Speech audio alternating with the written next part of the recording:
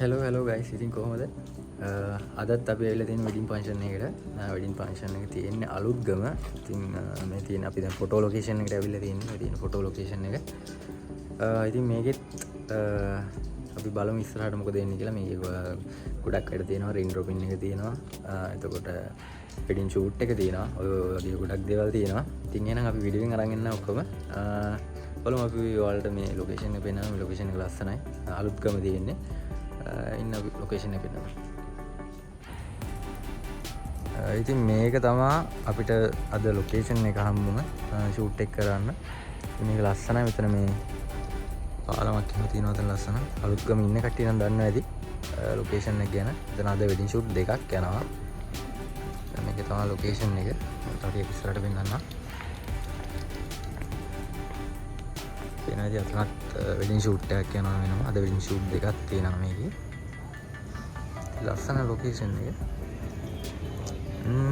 අපි බලමු ඉස්සරහට මොකද වෙන්නේ කියලා රින් ඩ්‍රොපින් එකත් තියෙනවා ඉතින් ඒ ඔක්කොම අපි මේ වීඩියෝ එකට දාන්නම් වෙනම ෂූට් එක අපි තව වෙනම වීඩියෝ එකකට දාන්නම් එහෙනම් ඉන්න වීඩියෝත් එක්ක ඉතින් යාළුවෝ මේකේ සමහර වීඩියෝස් අපිට vertical තමයි shoot කරගන්න හම්බුනේ. ඉතින් මේ වීඩියෝස් දාලා තියෙන්නේ මේකට.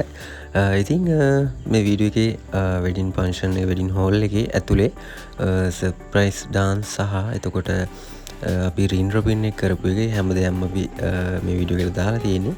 ඉතින් මේකේ final අපි edit output වීඩියෝ එකත් ඔයාලට අන්තිමයට බලා ගන්න පුළුවන්. එහෙනම් වීඩියෝ එකත් එක්ක අවසාන වෙනකන් ඉන්න.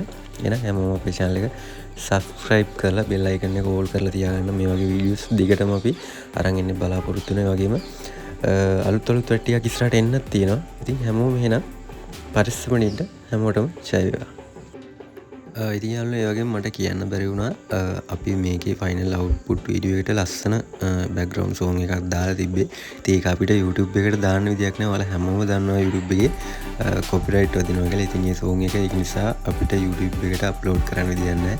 නිසා මේකට අපි YouTube library එකෙන්ම music එකක් අරගෙන තමයි ඉතින් video එකට දාලා තියෙන්නේ.